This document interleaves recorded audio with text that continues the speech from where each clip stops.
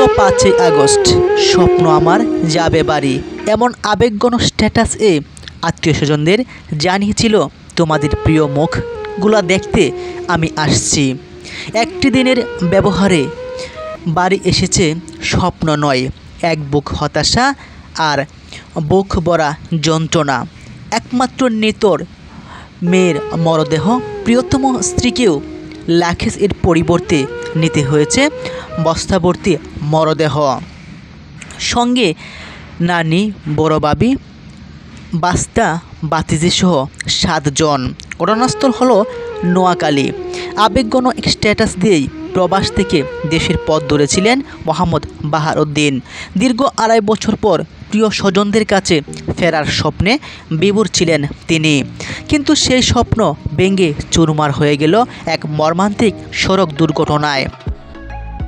ভোরের আলো ফোটার আগেই চিরতরে অন্ধকারে তলিয়ে গেল বাহারউদ্দিনের পরিবারের 7 জন সদস্য। আজ বুধবার 6 আগস্ট ভোরে হযরত শাহজালাল আন্তর্জাতিক বিমানবন্দর থেকে নোয়াখালীর কোম্পানীগঞ্জ উপজেলার নিজ বাড়ির পথে রওনা হয় একটি মাইক্রোবাসে।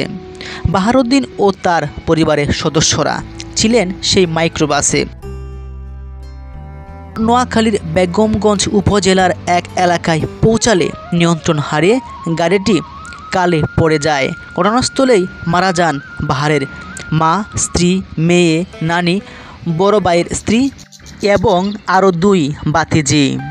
স্থানীয়রা জানায় দুর্ঘটনার পরপরই গাড়ির চালক পানিতে থেকে বের হয়ে পালিয়ে যায়।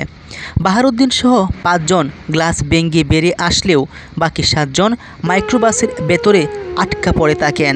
প্রায় 2 ঘন্টা পানির নিচে থাকার পর পুলিশের রেখার দিয়ে গাড়ি তুলে মরদেহগুলো উদ্ধার করা হয়।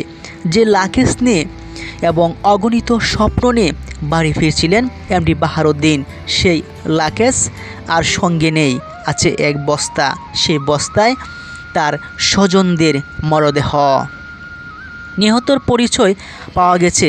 যারা মারা গেছেন তারা হলেন বাহারউদ্দিনের স্ত্রী কবিতা আক্তার, মাত্র 24 বছর বয়স, তার কন্যা মিম আক্তার, মাত্র 2 বছর বয়স, এবং তার মা মুর্শিদা বেগম, 50 বছর বয়স, তার নানি ফয়জুন্নেসা, 70 বছর বয়স, বড় ভাইয়ের স্ত্রী সম্পর্কে তার বাবি লাবণী আক্তার, মাত্র 25 বছর বয়স, বাহারউদ্দিনের বাতিজি রেশমি আক্তার, 9 বছর বয়স, এবং লামিয়া আক্তার, 8 বছর বয়স। একজন মানুষকে বিমানবন্দর থেকে রিসিভ করতে গিয়ে হারিয়ে গেল 7টি প্রাণ। এমন যেন আর কারোর সঙ্গে না ঘটে। স্বপ্ন আমার বাড়ি যাবে, সেই পোস্টটি ছিল তার জীবনের শেষ পোস্ট। বাহারউদ্দিন ঠিকই বাড়ি ফিরেছে, তবে নিতর 7টি মরদেহ নিয়ে। সেখানে তার কলিজার টুকরো একমাত্র কন্যা মিম আক্তার, যার 2 বছর বয়স ছিল, তাকে দেখার জন্য মূলত তিনি এসেছিলেন। তাকেও হারাতে হয়েছে স্ত্রীর সঙ্গে।